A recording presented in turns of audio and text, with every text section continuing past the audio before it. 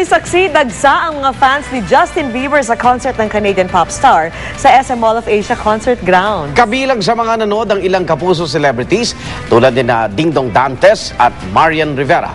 Live mula sa Pasay City, saksi si Aubrey Carampel. Aubrey.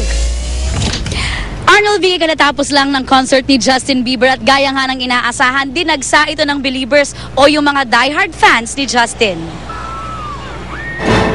Kung jam-packed ang loob ng Mall of Asia Concert Grounds para sa one-night-only concert ng Canadian pop idol na si Justin Bieber, mistulang may street party naman sa labas ng concert venue. Ang mga hindi nakabili ng tiket, nagkasya na lang sa pasilip-silip sa big screen. Nakikikanta at nakikisayaw pa sa kanilang idolo. Lalo na nang inawit na ni Justin ang kanyang finale song na Baby.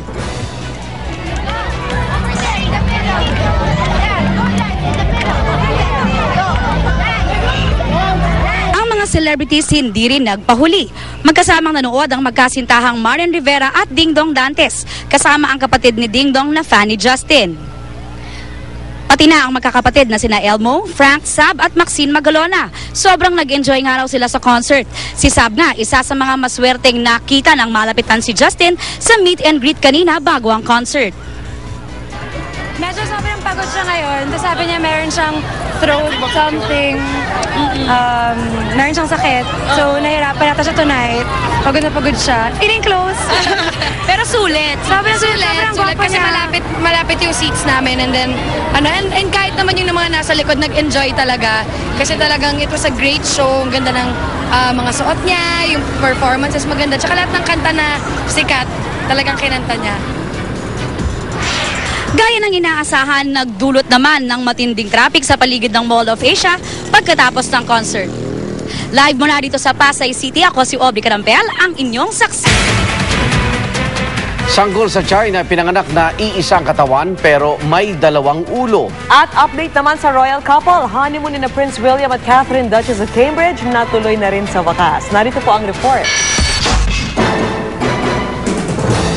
Isang linggo matapos ang royal kasalan, sa wakas makakapag-honeymoon na ang ngayoy pinakasikat na mag-asawa sa buong mundo. Mismong ang mga opisyal ng Buckingham Palace ang nag-anunsyo.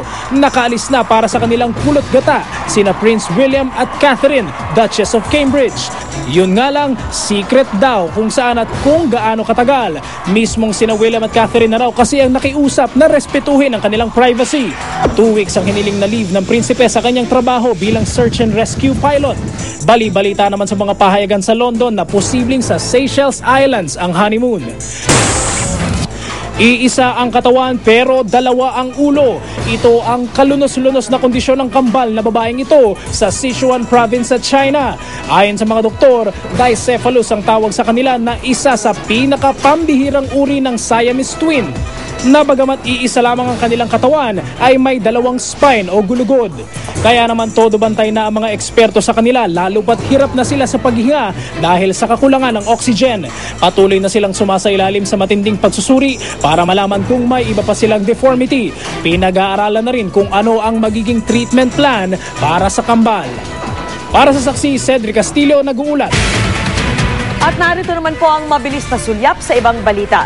Ilang kalahok sa 2011 palarong pambansa sa Zamboanga del Norte ang hinimatay sa kalagitnaan ng laro dahil sa matinding init. Katanghaliang tapat, ginanap ang ilan sa sporting event kaya naman nahilo ang ilang atleta. Umabot sa 30 atleta ang inasikaso ng medical team na nakaantabay sa lugar. Sa ibang balita, nagsalita ng kampo ng may-ari ng kondominium na ituturong dahilan sa biglaang pag-apaw ng ilog na Marikina kahapon.